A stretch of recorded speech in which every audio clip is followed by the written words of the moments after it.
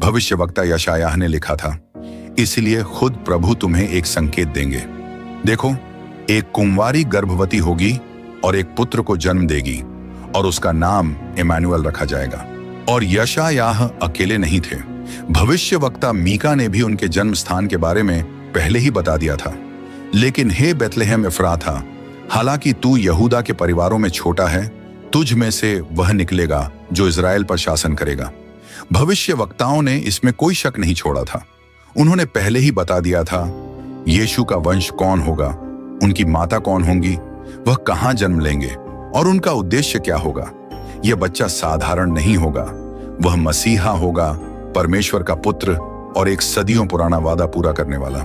अब सवाल आता है, कुरान में क्या यीशु के जन्म की भविष्यवाणी की गई थी? तो इसका जवाब है हाँ, लेकिन एक बिल्कुल अलग तरीके से। इस्लाम में पुराने नियम की तरह कई भविष्यवक्ता नहीं थे जो यीशु के आने की घोषणा करते, बल्कि वहां एक सीधी स्वर्ग से आई सूचना दी गई। और सूरा 3 में लिखा है, जब फरिश्ते ने कहा, ऐ मरियम, अल्लाह तुम्हें अपने एक वचन की खुशखबरी देता है, उसका नाम मसीह यीशु मरियम का बेटा होगा। उसे इस दुनिया और आखिरी दुनिया में इज्जत दी जाएगी और वह अल्लाह के करीब लाए गए लोगों में से होगा। यहां यीशु को मसीह कहा गया है, लेकिन ईश्वर का अवतार नहीं। कुरान में मसीह का मतलब है अभिषिक्त या चुना हुआ, लेकिन जैसा कि मसीही धर्म में होता है वैसा दिव्य नहीं। इस्लाम में यीशु को पहले की भविष्यवाणियों की पूर्ति के रूप में नहीं देखा जाता, क्योंकि इस्लाम में अंतिम और सच्चे भविष्यवक्ता मोहम्मद को माना जाता है।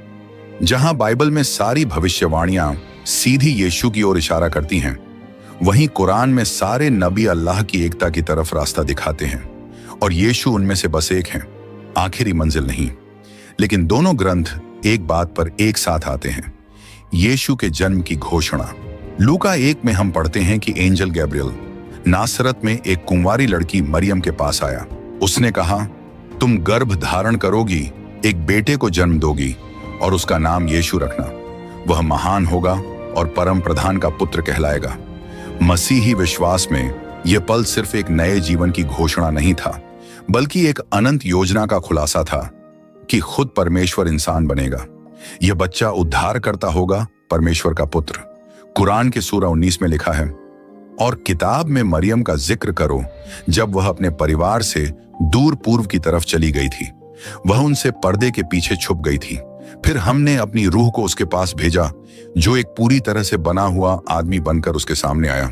मरियम डर गई और बोली, मैं तुमसे रहम करने वाले अल्लाह की पनाह मांगती हूँ। अगर तुम अल्लाह से डरते हो